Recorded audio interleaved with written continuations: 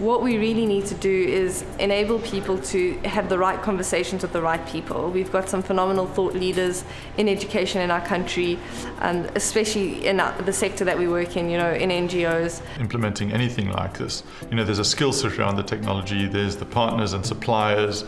We have to look at being partners who get behind us and maybe offer us the hardware, the software, or the know-how or training and so on, to be able to explore and see how that's best used. So to engage with other partners that may have done something similar, whether it's us or whether it's CSIR, Morocco or any of the other institutions, and engage with other NGOs and with government and private sector to see if any learning can be taken from other projects that have been quite similar. It's actually investment, co-development, co-creation, because what we realize is also those partners play a vital role in that while they have a product, their product is also in a state of development.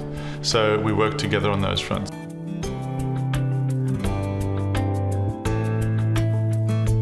So I think finding the right people in each of the provinces, I think that's the key thing. We strategically have made that decision a long time ago that we don't want to move anywhere without full alignment and engagement of that particular province. And quite often that then gets devolved down into more of a district level where the operational decisions are made and so on, and budgets can be allocated properly, and you can develop human partnerships with the right people, the curriculum advisors and the IMGs and all the sort of different levels. It differs from district to district or province to province as to whether they want a one-page update or want to just have a face-to-face meeting once a year and see how it's going, or whether they actually want to be part of the delivery. So we find that's quite different in different contexts, and we'll respond as the department wants us to respond in that way.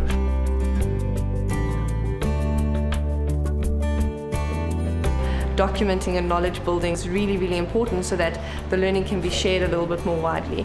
There are quite a lot of organizations moving into that space. We're starting to take knowledge building a lot more seriously. That's one of the big things that people need to be part of.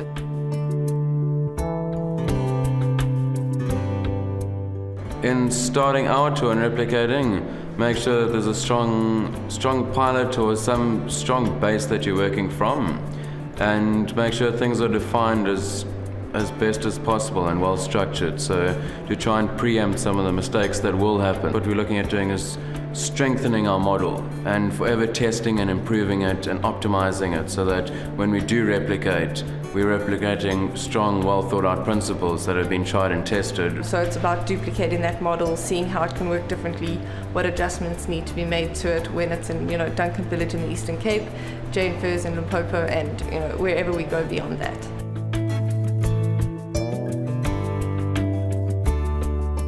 We've expanded nationally, and so taking what we're doing in Philippi as our model and expanding it to Duncan Village, Eastern Cape, Jane Furs in Limpopo, and teaming up with other organizations such as COSA Cares, maybe the Department of Communications. There are many smaller services that we can offer. Whether it's an IT rollout plan in your school, it's a change management plan.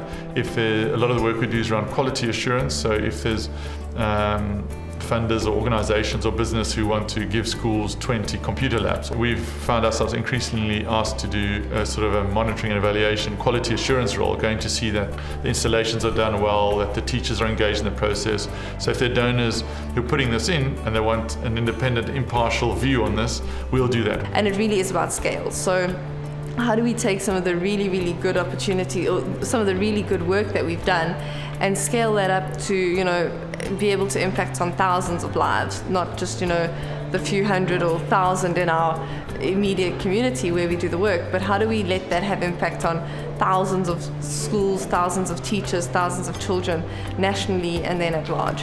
And I do think that a focused approach is really what's required. So I think we're now very well versed in enabling that to happen and be starting up in different areas around the country.